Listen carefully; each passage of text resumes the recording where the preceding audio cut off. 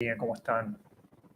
Bienvenidos a este tercer capítulo de Lecturas Esenciales en Vivo, un lugar donde compartiremos ciertas lecturas, fragmentos de lectura, como motor inspirador para conectarnos con una lectura y con un trabajo, ¿sí? Algo que nos sirva como motor en nuestro camino de desarrollo.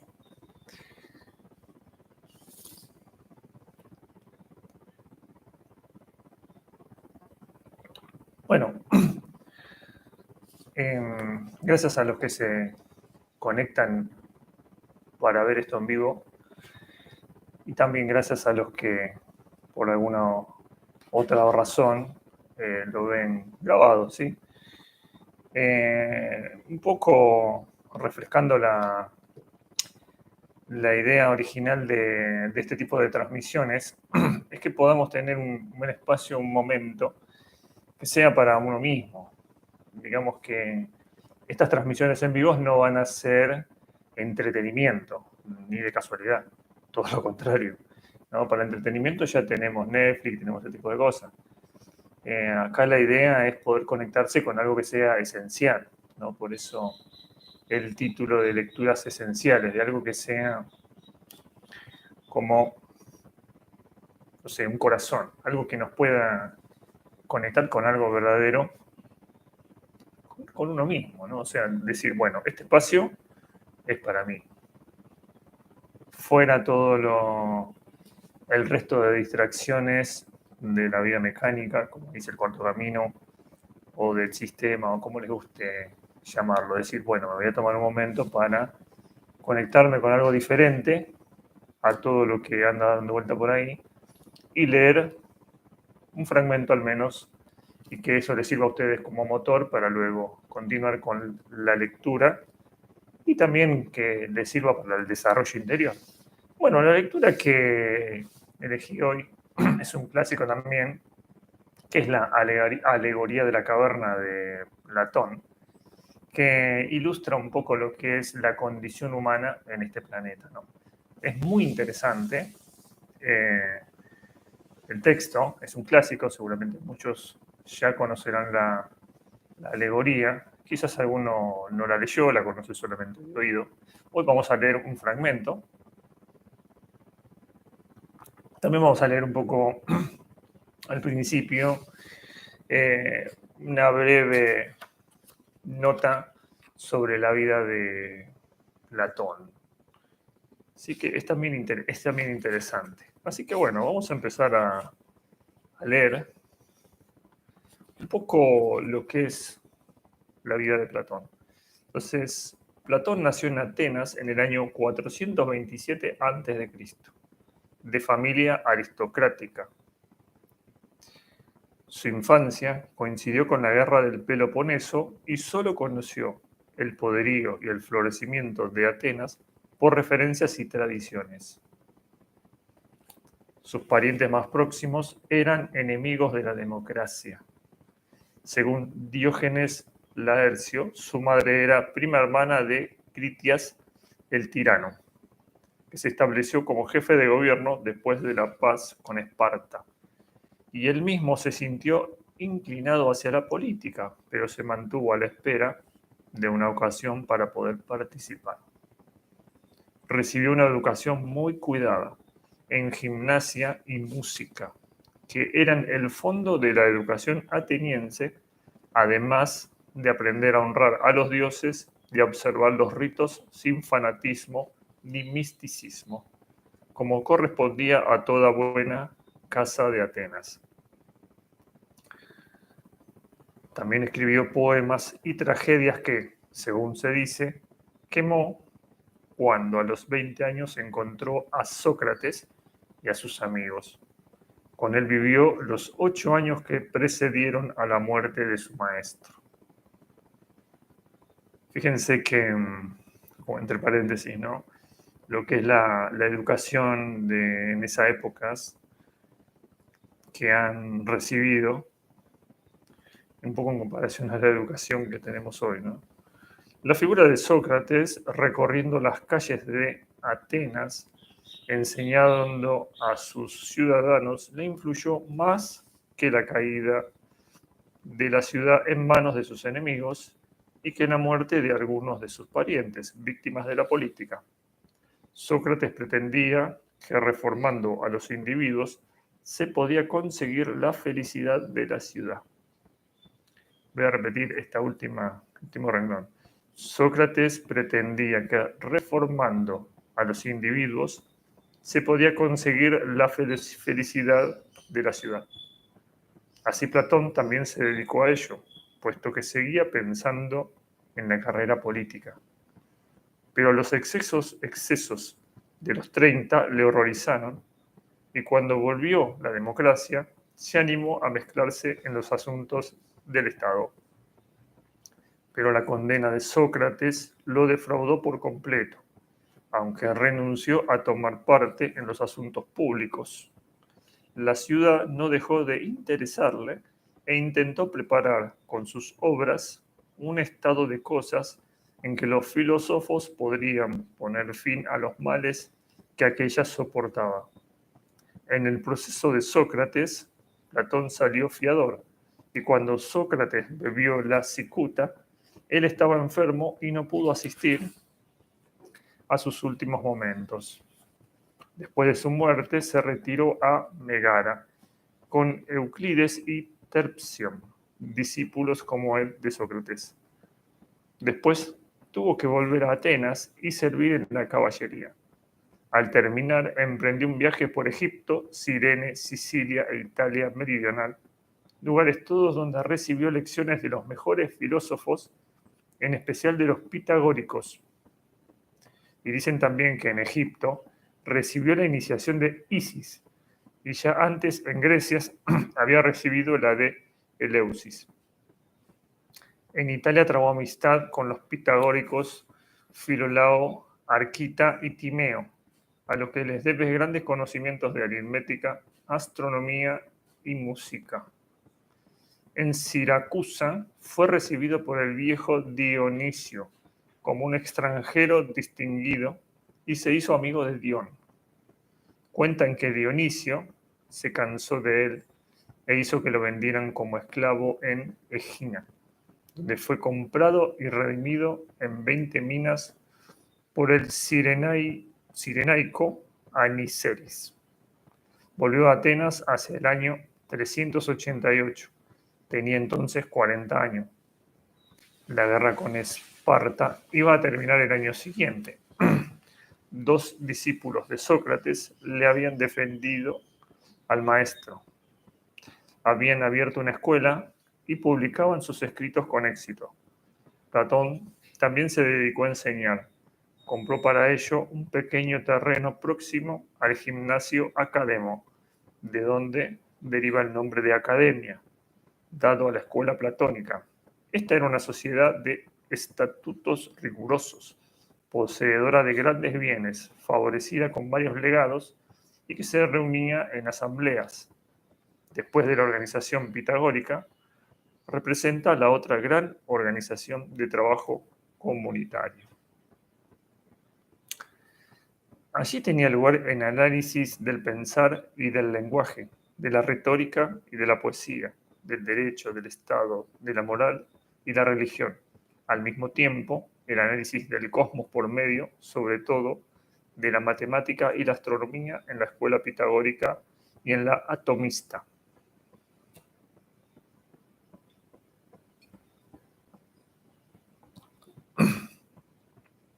Fíjense cómo eran estas academias.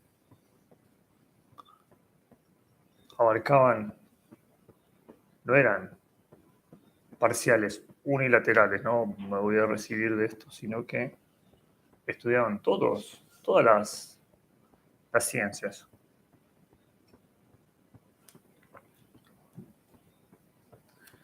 Aristóteles nos cuenta cómo surgió la filosofía platónica. Las investigaciones de Platón arrancaron en la mayoría de los puntos de la enseñanza pitagórica. Sin embargo, otros se desviaron de ella. Durante toda su vida mantuvo la idea heraclitiana de que todo lo sensible se halla en un fluir constante y que, por tanto, no es posible conocerlo. Pero al mismo tiempo practicaba la filosofía socrática que se ocupaba de las cuestiones éticas, con exclusión de toda la ciencia de la naturaleza, pero que, no obstante, buscaba en aquellas lo universal y fue la primera que trabajó en la determinación de los conceptos. Así llegó a pensar que esta actividad tiene que ver con algo distinto a lo sensible, porque es imposible que las determinaciones conceptuales tengan por objeto algo de las cosas sensibles, ya que éstas cambian constantemente. Denominó a esta clase de entes ideas, pero afirmaba que las cosas sensibles sustituían junto a ellas que eran las que les daban nombre. Esta información de Aristóteles señala en realidad las circunstancias externas que actuaron en el nacimiento del sistema platónico, pero su proceso interno es algo que va completamente unido al pensamiento socrático. No sabemos nada de los 20 años que pasaron desde su vuelta a Atenas hasta que fue llamado a Sicilia por el joven Dionisio, sucesor del viejo Dionisio. Dejó la dirección de la escuela a Eudoxio y se puso en camino el año 366. En Siracusa fue calurosamente recibido por Dionisio, pero muy mal por los partidarios de la tiranía. Y además Dionisio expulsó a Dion al sospechar que quería ejercer la tutela sobre él y retuvo a Platón todo el invierno con el pretexto de recibir sus lecciones. Después se separaron amigablemente con la promesa de que volvería con Dion. Encontró a este en Atenas dedicado a la filosofía. 5 años después, Dionisio le mandaba un barco de guerra al Pireo para buscarlo y, ante sus ruegos, Platón volvió a Siracusa con su sobrino Espeusipe, pero no pudo convencer al tirano para que cambiara de vida. Este lo retuvo y fue precisa la intervención de Arquita, rey de Tarento, filósofo y matemático, para que pudiera abandonar Siracusa en el año 360. Su esperanza de actuar con Dionisio para conseguir el estado ideal quedó defraudada. Se dice que Platón murió en el año 347 en un banquete de bodas. Lo sustituyó su sobrino Espeusipe, pero los discípulos más ilustres de Platón abandonaron la escuela. Entre ellos Aristóteles y Genócrates se fueron con Hermías de Atarnea. Después de la muerte de Espeusipe, Genócrates asumió la dirección de la academia, que subsistió hasta el año 529 de nuestra era, año en que Justiniano la censuró y ordenó su cierre. Casi 1000 años, ¿no? De los escritos de Platón surge la cuestión de cuáles fueron escritos por él y cuáles fueron redactados por otros en su escuela o fuera de ella. Parecen seguras solamente las obras citadas por Aristóteles, que debido a su gran número no vamos a citar. La forma de escribir dialogada era inusual encontrarla antes de Platón, estando considerado él como el compositor de los diálogos, aunque en realidad era la forma habitual de Sócrates de expresar sus ideas cuando conversaba con alguien en la calle o en las plazas públicas, y Platón debió intentar transmitir lo más fielmente posible el mensaje de su maestro. Una gran cantidad de autores cristianos consideran a Sócrates y a Platón como enviados por Dios para preparar la conversión de los gentiles, señalando que Platón empezó a divulgar las doctrinas de Sócrates poco después de que murieron los 3 últimos profetas que hubo en Israel. Así que cuando desaparecieron los profetas entre los judíos, aparecen los filósofos que empiezan a ilustrar a los gentiles. De esta forma, San Pablo encontró en algunos atenienses la creencia en la resurrección de los muertos y en la inmortalidad del alma. Los diálogos de Platón tuvieron también la admiración y el aprecio del mundo romano, y se dice que en tiempos del emperador Trajano se introdujo la costumbre de hacer aprender de memoria a los niños, a los mejores, para que los recitasen en convites con diferentes entonaciones y gestos, respetando así el decoro de los personajes. Entre los árabes también tuvieron gran reputación, aunque fue Aristóteles el que consiguió un magisterio exclusivo en todas las escuelas. Asimismo, Platón, junto con los pitagóricos, influyó en el desarrollo ulterior del espíritu europeo, como máxima expresión literaria de la doctrina puramente griega de la armonía del cosmos y de la existencia en la conciencia, con independencia de toda experiencia sensible de las ideas que nos permiten la construcción científica de todo el movimiento y la dinámica del cosmos. Bien, ahí terminó la nota escrita por Cardona, de quien ha sido un poco Platón, como para introducirnos en la alegoría de la caverna, que vamos a leer un fragmento, es bastante largo. Vamos a leer la primera parte.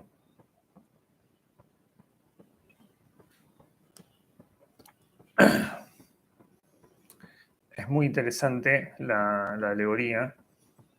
Se puede interpretar, por supuesto, desde muchos lugares. A nosotros nos interesa desde el punto de vista de nuestra condición humana en este planeta, ¿no?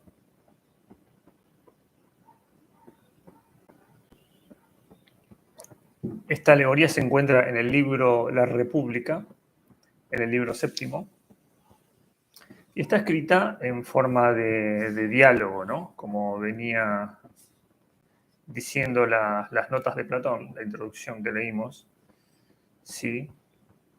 Es un diálogo con Glaucón. Entonces, vamos a leer.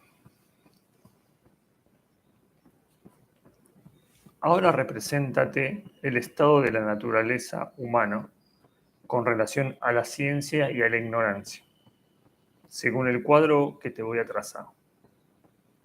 Imagina un antro subterráneo que tenga en toda su longitud una abertura que dé paso a la luz, y en esta caverna hombres encadenados desde la infancia, de suerte que no puedan mudar de ningún lugar ni volver la cabeza a causa de las cadenas que le sujetan las piernas y el cuello, pudiendo solamente ver objetos que tienen de frente, ¿no?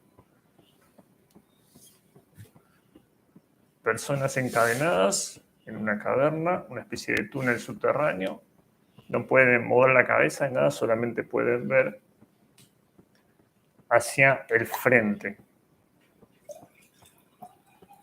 Desde su nacimiento hasta su muerte, nunca conocen otro lugar. Así empieza la alegoría de la caverna.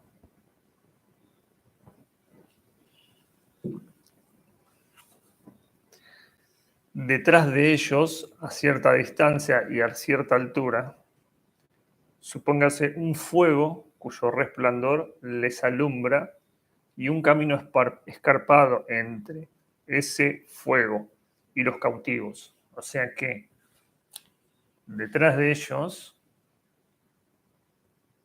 hay un camino y un poco más atrás y arriba un fuego.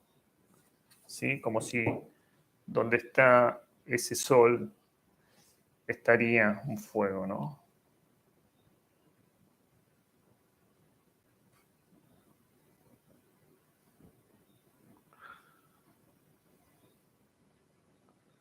Detrás de ellos, a cierta distancia y a cierta altura, supóngase un fuego cuyo resplandor les alumbra y un camino escarpado entre este fuego y los cautivos. Supón a lo largo de este camino un muro, semejante a los tabiques de los charlatanes, que los charlatanes ponen entre ellos y los espectadores, para ocultarles la combinación de los resortes secretos de las maravillas que hacen. O sea que detrás hay un muro que no permite ver tampoco qué está sucediendo en ese camino. Ya me represento todo eso, dice Glaucón. Figúrate personas que pasan a lo largo del muro llevando objetos de toda clase. Figuras de hombres, de animales, de madera o piedra.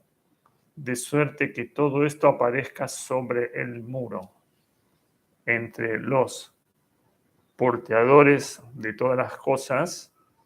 Unos se detienen a conversar, otros pasan sin decir nada. Extraños prisioneros y cuadro singular, dice Glaucón, acota. Como, recuerden que esto es un diálogo. Se parecen, sin embargo, a nosotros punto por punto. Por lo pronto, ¿crees que puedan ver otra cosa de sí mismos y de lo que están a su lado que las sombras que van a producirse enfrente de ellos en el fondo de la caverna? O sea que la imagen es esta.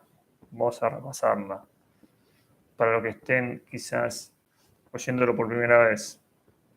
Personas encadenadas en una caverna, tienen un muro atrás, detrás de ese muro hay un pasillo y detrás a cierta altura un fuego. Pasan con palos, con una figura. Si el fuego hace una sombra que se proyecta enfrente de la pared. Por ejemplo, ven la sombra de una persona, la sombra de un vaso, la sombra de un pájaro, y eso es todo lo que ven. Más no pueden ver nada para atrás.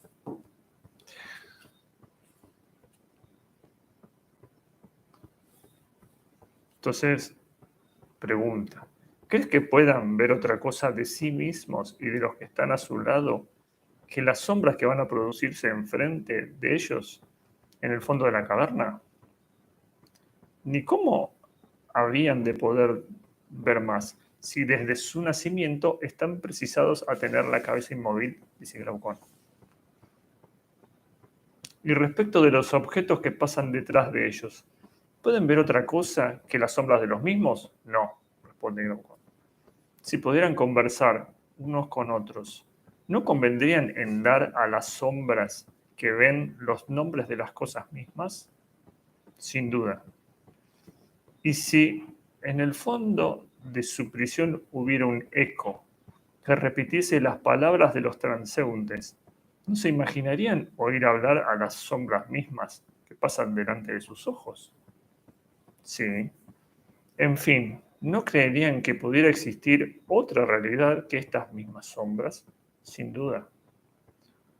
Mira ahora lo que naturalmente debe suceder a estos hombres si se les libra de las cadenas y se les cura de su error. Que se desligue a uno de estos cautivos, que se le fuerce de repente a levantarse y a volver la cabeza, a marchar y mirar del lado de la luz. Hará todas estas cosas con un trabajo increíble. La luz le ofenderá los ojos y el alucinamiento que habrá de causarle le impedirá distinguir los objetos cuyas sombras veía antes. Vieron que cuando uno está mucho tiempo en la oscuridad, cuando ve la luz, la vista debe acostumbrarse, ¿no? Las pupilas estaban muy dilatadas para poder captar más luz. Cuando hay mucha más luz deben volver a cerrarse y todos los receptores deben volver a acomodarse para la nueva cantidad de luz, ¿no? Entonces, como cuando uno queda encandilado, se suele decir, ¿no? ¿Qué crees que respondería si se le dijese que hasta entonces solo había visto fantasmas y que ahora tenía delante de su vista objetos más reales y más aproximados a la verdad? Si enseguida se le muestran las cosas a medida que se vayan presentando, y a fuerza de preguntas se le obliga a decir qué son, lo que son. ¿No se les pondrá en el mayor conflicto? ¿Y no estará él mismo persuadido de lo que veía antes era más real de lo que ahora se le muestra? Sin duda. Y si se le obligase a mirar el fuego, ¿no sentiría molestia en los ojos? ¿No volvería la vista para mirar a las sombras en las que se fija sin esfuerzo? ¿No creería hallar en estas, más distinción y claridad que en todo lo que ahora se le muestra? Seguramente. Si después se le saca de la caverna y se le lleva por el sendero áspero y escarpado hasta encontrar la claridad del sol, ¿qué suplicio sería para él verse arrastrado de esta manera? ¿Cómo se enfurecería? Y cuando llegara a la luz del sol, deslumbrados sus ojos con tanta claridad, ¿podría ver ninguno de estos numerosos objetos que llamamos seres reales? Al pronto no podría.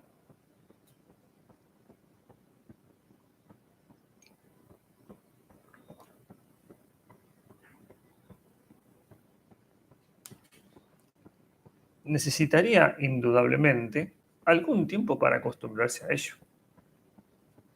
Lo que distinguiría más fácilmente sería primero las sombras, después las imágenes de los hombres y demás objetos pintados sobre la superficie de las aguas y por último los objetos mismos.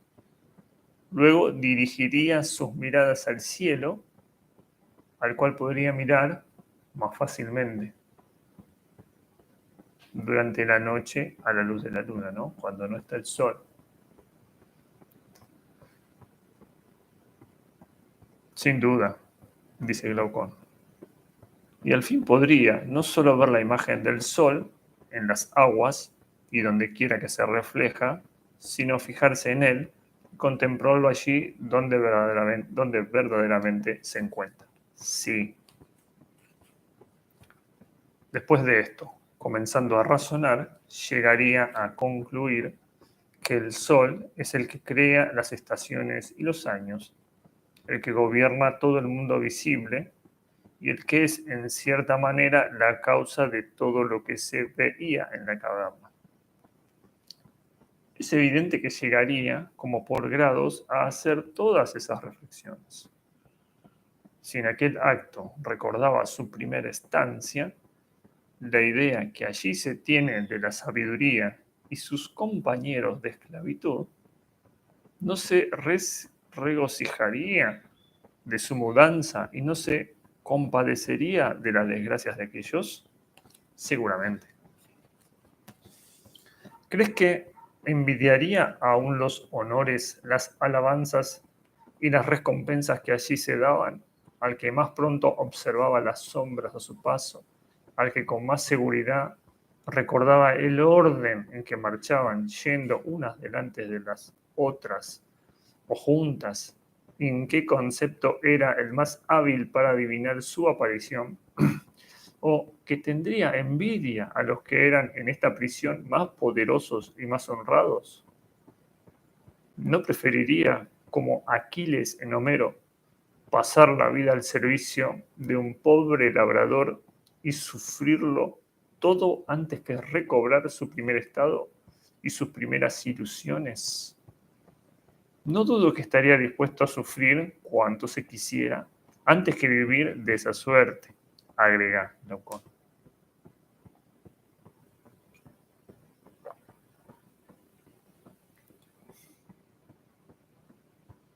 Fija tu atención en lo que voy a decir. Si este hombre volviera de nuevo a su prisión para ocupar su antiguo puesto, en este tránsito repentino de la plena luz a la oscuridad, ¿no se encontraría como ciego?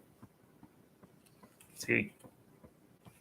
Y si cuando no distingue aún nada, ni antes de que sus ojos hayan recobrado su aptitud, lo que no podría suceder sin pasar mucho tiempo, tuviese precisión de discutir con los otros prisioneros sobre estas sombras, ¿no daría lugar a que éstos se rieran diciendo que por haber salido de la caverna había perdido la vista? Y no añadirían además que sería de parte de ellos una locura el querer abandonar el lugar en el que estaban, y que si alguno intentara sacarlos de allí y llevarlos al exterior, sería preciso cogerle y matarle, sin duda. Y bien, mi querido Glaucón, esta es precisamente la imagen de la condición humana. El antro subterráneo es el mundo visible.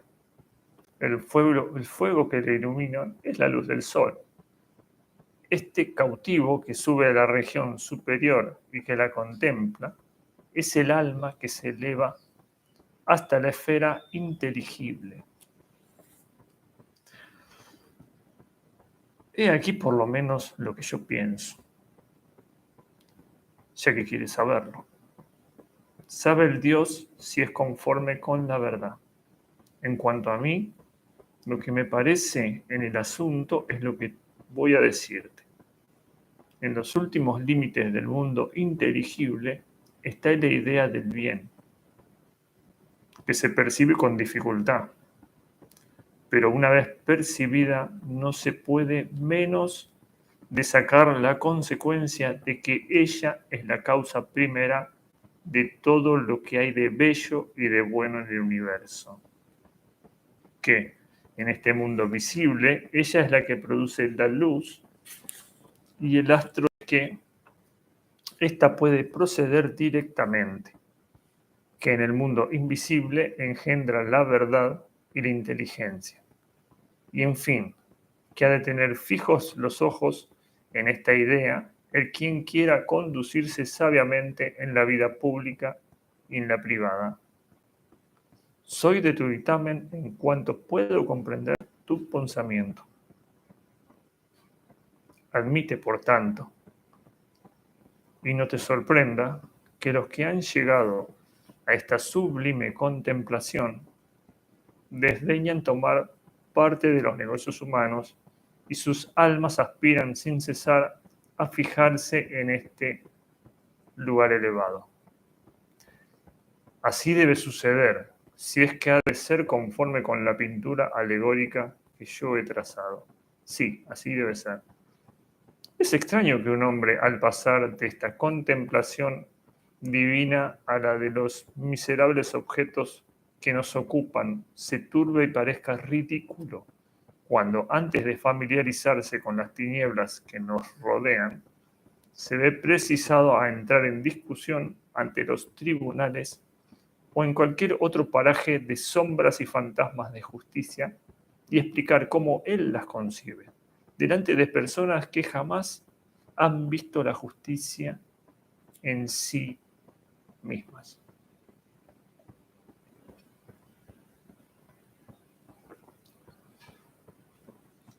No veo en eso nada que me sorprenda. Un hombre sensato reflexionará que la vista puede turbarse de dos maneras y por dos causas opuestas. Por el tránsito de la luz a la oscuridad o por el de la oscuridad a la luz.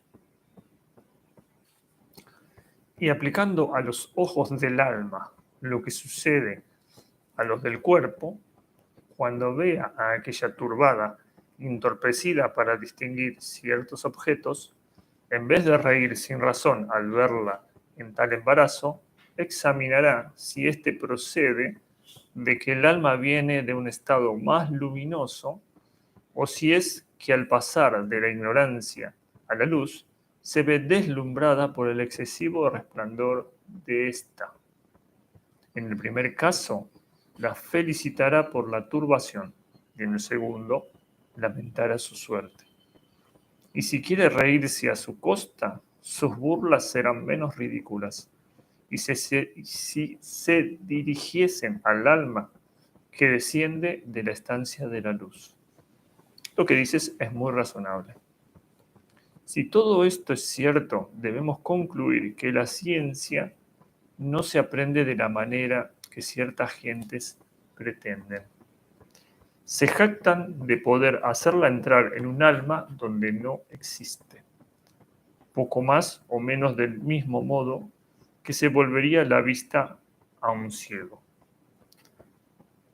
Lo dicen resueltamente.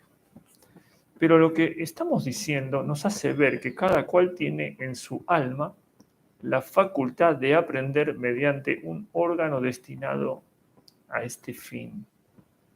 Que todo el secreto consiste en llevar este órgano y con él el alma toda. De la vista de lo que nace a la contemplación de lo que es, hasta que pueda fijar la mirada en lo más luminoso que hay en el ser mismo, es decir, según nuestra doctrina, en el bien. En la misma forma que si el ojo no tuviese un movimiento particular, sería necesario que todo el cuerpo girase con él al pasar de las tinieblas a la luz. ¿No es así? Sí. En esta evolución que se hace experimentar al alma, todo el arte consiste en hacerla girar de la manera más fácil y más útil. No se trata de darle la facultad de ver, porque ya la tiene, sino que lo que sucede es que su órgano está mal dirigido y no mira a donde debía mirar. Y esto es precisamente lo que debe corregirse. Me parece que no consiste en otra cosa el secreto.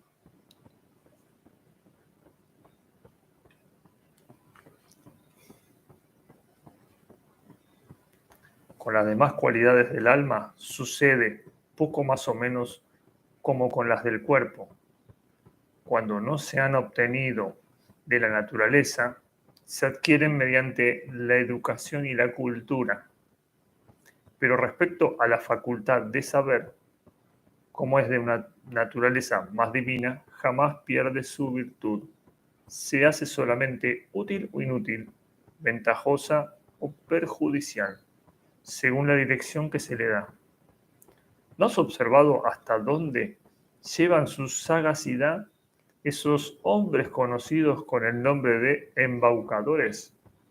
¿Con qué penetración su alma ruin discierne todo lo que les interesa?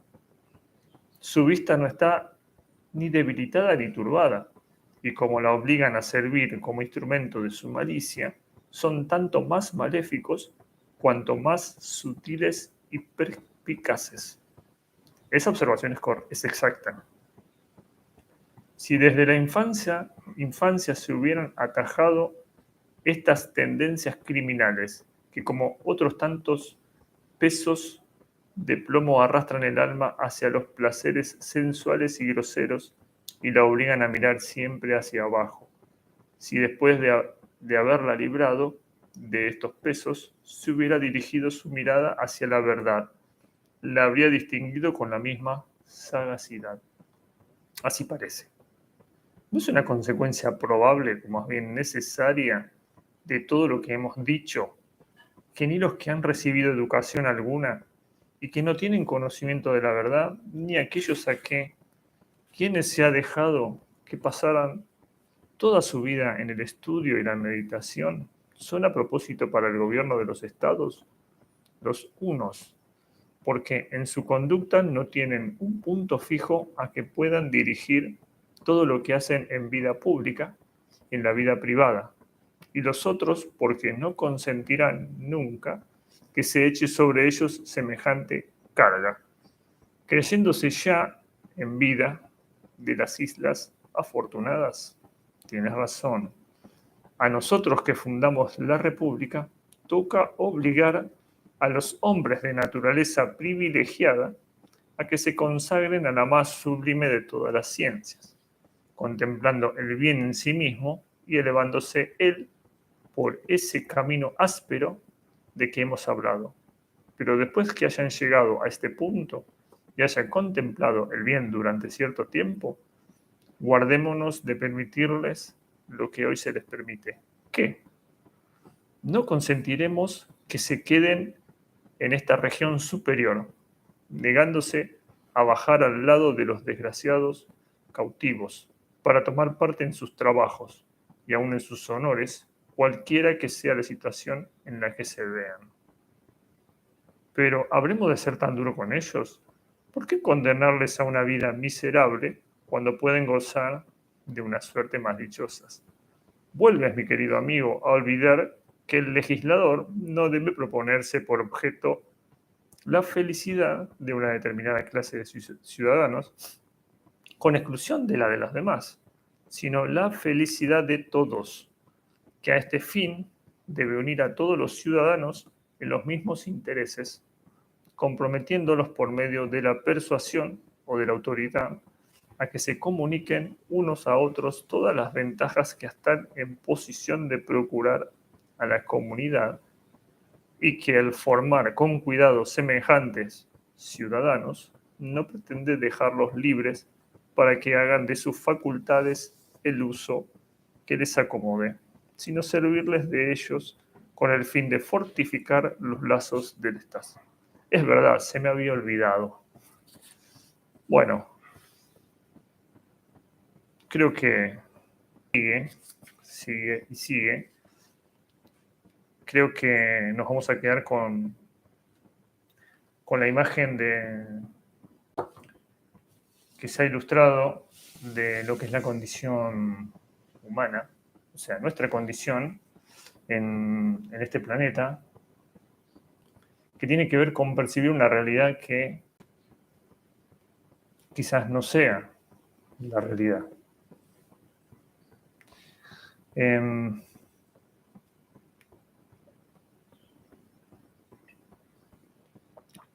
varios sistemas, en varias tradiciones, se habla de un sueño, de una especie de hipnotismo o de velo o de malla, que tiene que ver con lo que está hablando esta alegoría, de ver solamente una sombra proyectada sobre una pared y creer que eso es la única realidad que existe, cuando en realidad hay un muro, gente que arrastra figuras, un fuego, como si fuera un gran reflector, ¿sí? Y fuera de esa caverna hay un mundo donde existe una luz solar, donde existen animales, plantas, ¿no? Otra realidad.